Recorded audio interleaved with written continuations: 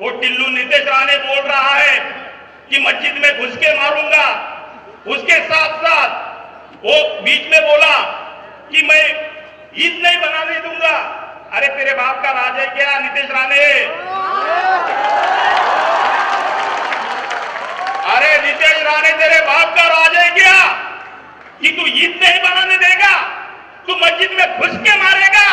अरे मस्जिद में घुस के मारने के लिए ये कुर्ला की कोई भी मस्जिद में आ जा, ये मुसलमान तो बाद में आएगा, पहला ये दलित तेरे सामने आएगा। है हिम्मत? बीच में वो बोला कि ईद नहीं बनाने दूंगा। अरे तेरा बाप भी नहीं रोक सकता है हमको ईद मनाने से।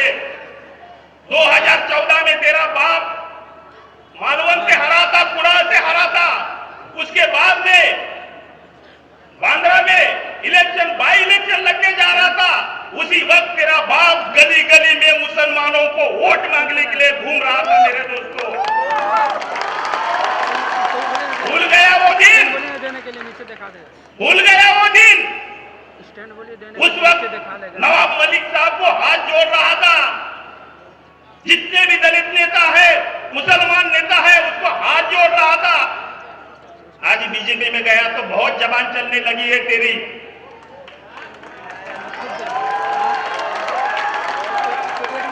अभी फिलहाल एक मनसे का भोंगा चालू हो गया। वो बोल रहा है अगर मेरी सरकार आएगी तो एक दिन में भोंगा हटा दूंगा, मस्जिद में जितने भी भोंगे हैं वो हटा दूंगा। अरे तेरी सरकार क्या तो पीएम बनने के बाद भी मस्जिद के भोंगे तो हटा नहीं सकता है? हिम्मत? ना तेरी सरकार आएगी, ना भोंगे हटेंगे। वो भोंगे जैसे है वैसे ही रहेंगे, चाहे नरेंद्र मोदी हो, चाहे कोई भी हो, अरे बीजेपी हो, अरे चाहे शिवसेना हो, सरकार किसी की भी हो, भोंगे हटेंगे नहीं और हटना नहीं चाहिए मेरे दोस्तों। और बहुत बातें करते हैं। यहाँ पे मनीषा मोरतकर यहाँ पे कैंडिडेट है मशाल की, मंगेश कुड़ालकर है धनुष्यबाण के। मंगेश कुड़ालकर ने साहब ने एक बार मराठी बहनों को नचाया, गौतमी पाटिल को, उनका मन नहीं भरा। उसके बाद में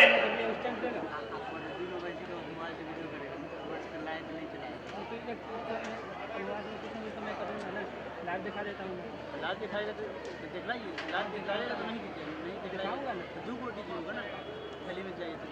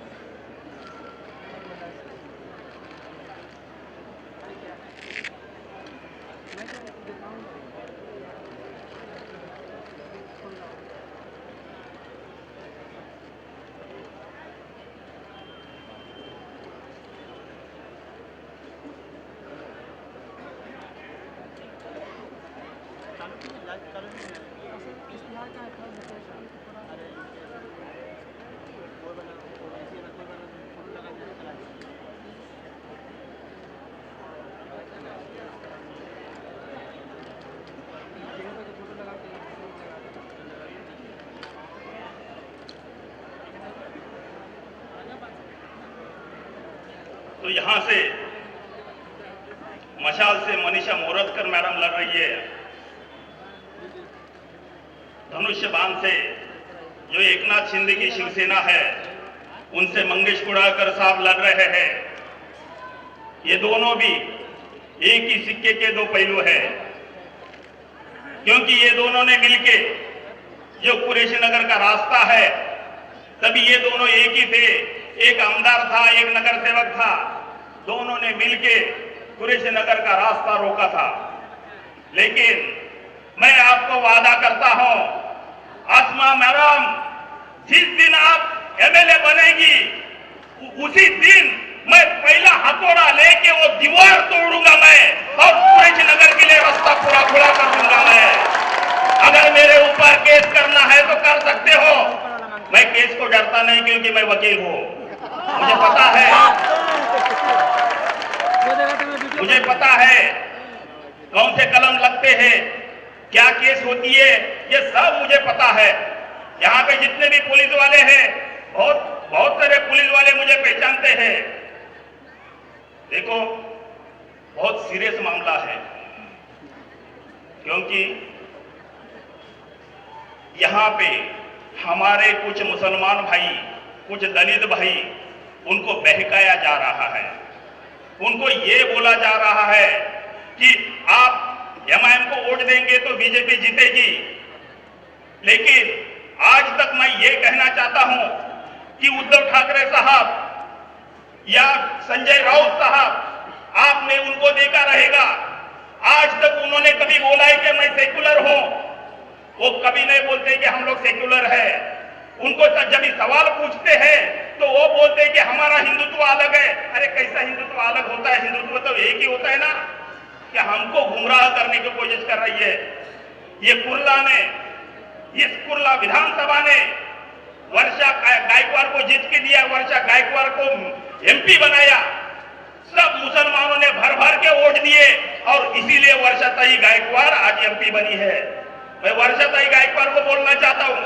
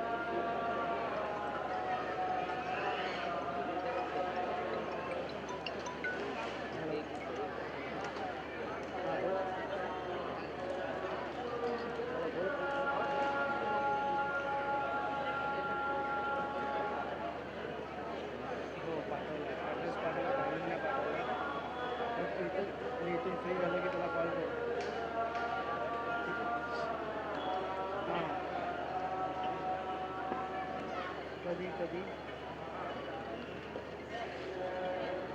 तुझ्यासाठी तो राहायला ठाण्याला आहे, तुला ठाण्याला जाऊन विचारावं लागतं. तो राहायला ठाण्याला आहे, तुला ठाण्याला जाऊन विचारावं लागेल. फोन कर आणि विचार. हां, ठाण्यावरून जाऊन या.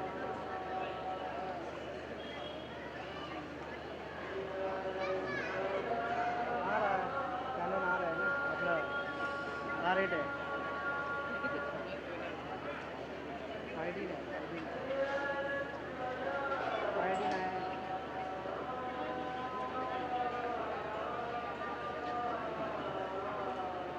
85 15 है 15 85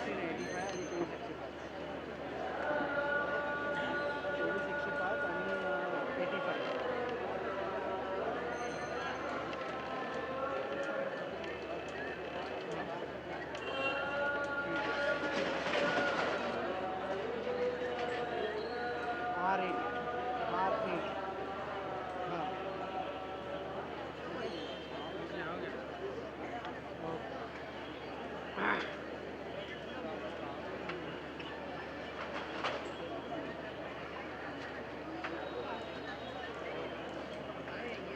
मैंने मेरा स्पीच 3 बार रोका।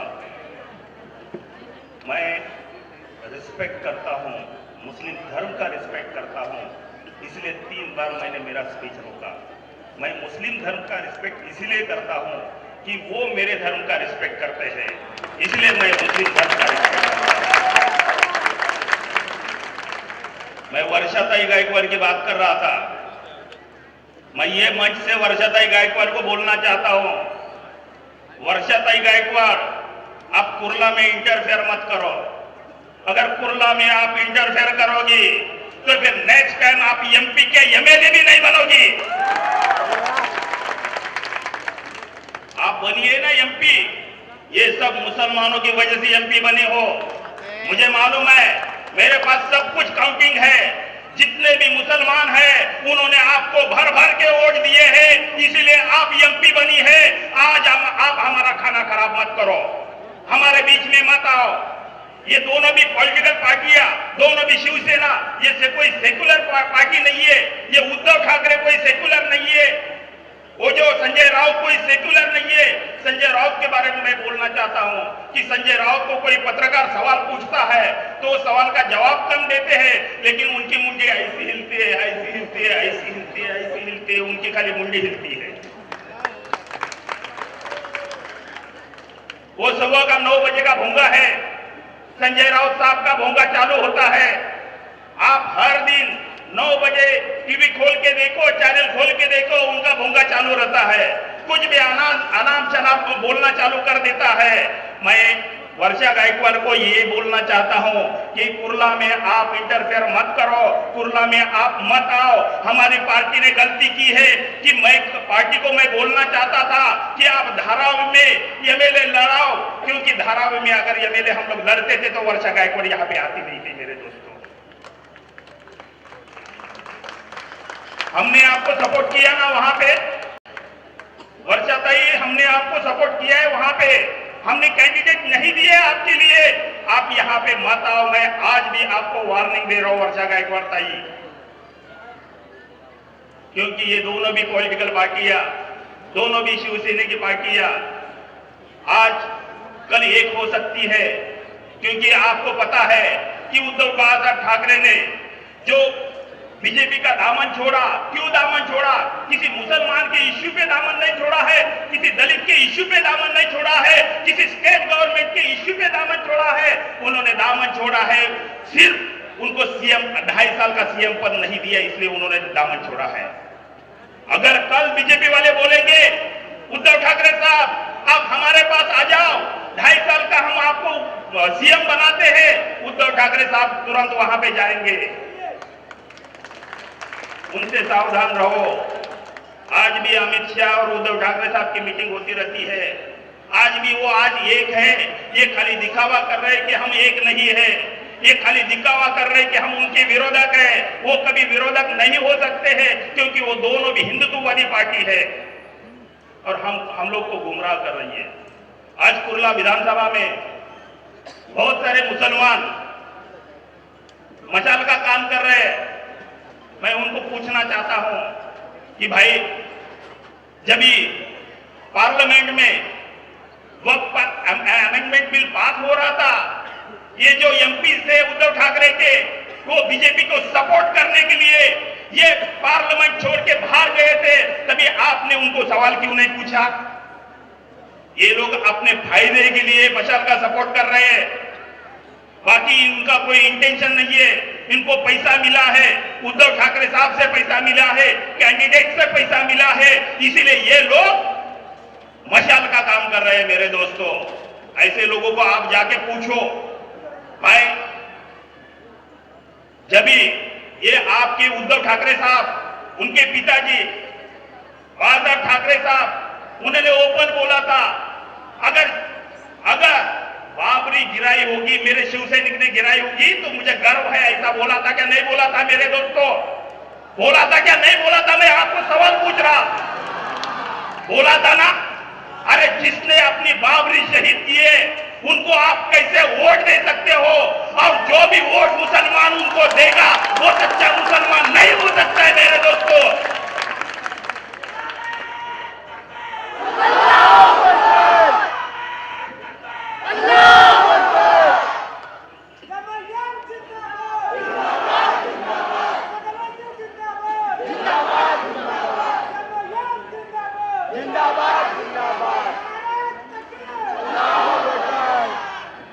हमारे यहाँ पे 167 वार्ड है, 168 वार्ड है, 170 वार है, 171 वार है।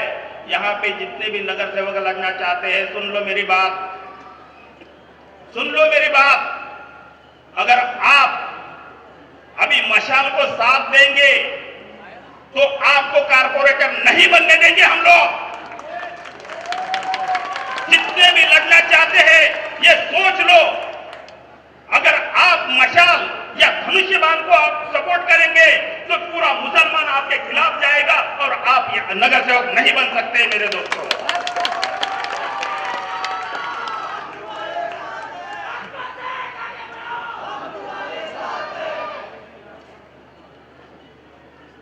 बाला साहब ठाकरे में उनके बारे में क्या क्या बोलूं मैं। उन्होंने कितने बार मुसलमानों को लांडा बोला है, बोला है क्या नहीं बोला है मेरे दोस्तों? बोला है क्या नहीं बोला है मेरे दोस्तों? बताओ, हाथ ऊपर करके बताओ, आपको लांडा बोला है क्या नहीं बोला है? मीडिया वालों दिखाओ। और उसकी पार्टी को आप वोट देंगे या नहीं देंगे? जोर से बोलो, उसको वोट देंगे या नहीं देंगे? चाहे कुछ भी हो जाए, चाहे कुछ भी हो जाए, ना मशाल को वोट देंगे ना धनुष को वोट देंगे। ये दोनों भी हमारे लिए दुश्मन है, क्योंकि उन्होंने हमारे बाबरी को शहीद किया है। दूसरी बात, जो वर्षा गायकवाड़ जी को मैं पूछना चाहता हूं कि कोल्हापुर के आपकी एमपी है शाहू महाराज, बराबर ना? वो शाहू महाराज के बेटे संभाजी महाराज है। संभाजी महाराज ने पूरे हिंदू को जमा किया, विशालगढ़ कोल्हापुर में गए, वहां की अपनी मस्जिद थी, वो मस्जिद पे उन्होंने अटैक किया, मस्जिद को शहीद करने की कोशिश की। और यही लोग कांग्रेस वाले हैं। इनका बोलना बात अलग होता है, इनके मन में बात अलग होती है। ये दिखावा करते हैं कि हम मुसलमानों के साथ हैं, हम दलितों के साथ हैं, लेकिन अपना कोई साथ नहीं है मेरे दोस्तों। ये खराब हो गया था। आज ये मंगेश कुड़ाकर और मोरजकर, अरे मोरजकर के बारे में मुझे एक किस्सा याद आ गया। मेरा एक कुर्ला का दोस्त था मोरजकर, जो मनीषा मोरजकर है, उसके हस्बैंड बिल्डर है, नेहरू नगर में बहुत सारा बिल्डिंग का कंस्ट्रक्शन करते हैं। मेरा कुर्ला बेस का एक दोस्त है, वो उनके पास गया कि भाई मुझे एक फ्लैट खरीदना है। मोरजकर साहब ने क्या बोला मालूम है आपको? मैं मुसलमान को फ्लैट देता नहीं है, बेचता नहीं है। इतनी नफरत है मोरजकर के मन में मुसलमानों के खिलाफ। उसके बाद में मेरा दोस्त मुझे आके बोलता है, डावरे साहब कि मैं फ्लैट देना चाहता हूं, मैं पैसा देना चाहता हूं, मेरे पास पैसे हैं, मेरे पास सब कुछ है, उसके बावजूद ये मोरजकर साहब मुझे फ्लैट नहीं बेच रहा है। तभी मोरजकर साहब बोले थे कि चाहे कुछ भी हो जाए, ये नेहरू नगर में मुसलमानों को रुकने नहीं दूंगा, ये नेहरू नगर में मुसलमानों को फ्लैट खरीदने नहीं दूंगा। ये मोरजकर का प्यार है मुसलमानों के लिए। और वही अपने मुसलमान भाई आज उनके पास जाते हैं, उनका काम करते हैं, उनको ऐसा लगता है कि उद्धव ठाकरे साहब अभी सेक्युलर हो गए। अरे उद्धव ठाकरे साहब सेक्युलर नहीं है। मैं अभी भी बोलता हूं, मैं बाद में भी बोलूंगा कि उद्धव ठाकरे साहब सेक्युलर नहीं है। उद्धव ठाकरे साहब हिंदुत्ववादी है, क्योंकि उनके पिताजी हिंदुत्ववादी थे। तो फिर ये सिर्फ सियासत के लिए कांग्रेस के पास आए हैं, शरद पवार साहब के पास आए हैं, ये सियासत के लिए आए। इनकी सिर्फ एडजस्टमेंट है, ये दिल से जुड़े नहीं है। दिल से सिर्फ बीजेपी और शिवसेना जुड़ सकती है। और मैं आपको यकीनन बता सकता हूं कि मेरे दोस्तों, इलेक्शन होने के बाद उद्धव ठाकरे साहब फिर बीजेपी ज्वाइन करेंगे, क्योंकि जो माहौल बन गया है, जो माहौल चल रहा है, उसे ये अनुमान लगा सकते हैं कि बीजेपी के साथ ये उद्धव ठाकरे साहब जाएंगे। हम लोग मुसलमान आज मशाल को वोट देंगे और वो जब बीजेपी के साथ जाएंगे तो फिर हमारा कुछ भी नहीं रहेगा। फिर यही मोरजकर साहब फिर बोलेंगे कि मस्जिद में घुस के मारूंगा, कुड़ालकर साहब बोलेंगे मस्जिद में घुस के मारूंगा, और हम लोग उनको चुन के देंगे। हमारे लिए आज गर्व की बात है, मेरी बहन आसमा शेख खुद एडवोकेट है, मैं खुद एडवोकेट हूं, कि आज उनको मौका मिला यहां से लड़ने का। बहुत डैशिंग है, मैंने उनको कई बार कोर्ट में देखा है, केसेस लड़ते हुए देखे हैं, वो बहुत डैशिंग है, बहुत नॉलेज है उनके पास। और ऐसा ही बंदा आपको आपके बाजू में खड़ा हो सकता है, आपके अन्याय अत्याचार पे वही बंदा आपके लिए खड़ा हो सकता है। आप कितना भी कुछ भी कहीं पे भी जाओ, ये मोरतकर आपके साथ नहीं आने वाला है, ये मंगेश कुड़ालकर आपके साथ नहीं आने वाला है। आपके अन्याय, आपके ऊपर जो अन्याय अत्याचार हो रहे हैं उनको बता के कोई फायदा नहीं है। आसमा मैडम रात दिन आपके लिए ये कुर्ला विधानसभा में आएगी, आपकी जितने भी मसले हैं, जो भी मसाइल है, जो भी प्रॉब्लम्स है, आप उनको बोल सकते हो, वो आपके प्रॉब्लम सॉल्व करेगी। मेरे दोस्तों, मैं ज्यादा वक्त नहीं लेता, क्योंकि मुझे जो बोलना था मैं बोल चुका हूं। लेकिन मेरा एक स्लोगन है, ये मंच से मेरा एक स्लोगन रहता है, कोई भी मंच हो, मैं हमेशा एक स्लोगन देता हूं, मैं बोलूंगा जय भीम, आप बोलेंगे जय भीम, जय भीम, जय भीम। अरे आवाज आवाज आवाज आनी चाहिए, जय भीम। मैं आने वाले 20 तारीख को मेरे सभी भाइयों को रिक्वेस्ट करता हूं कि वतन को वोट दो। मेरी बहन आसमा शेख लड़ रही है, उनको भारी वोटों से जिताओ। और यही मैं 2 शब्द खत्म करता हूं, जय भीम, जय हिंद, जय भारत, जय संविधान।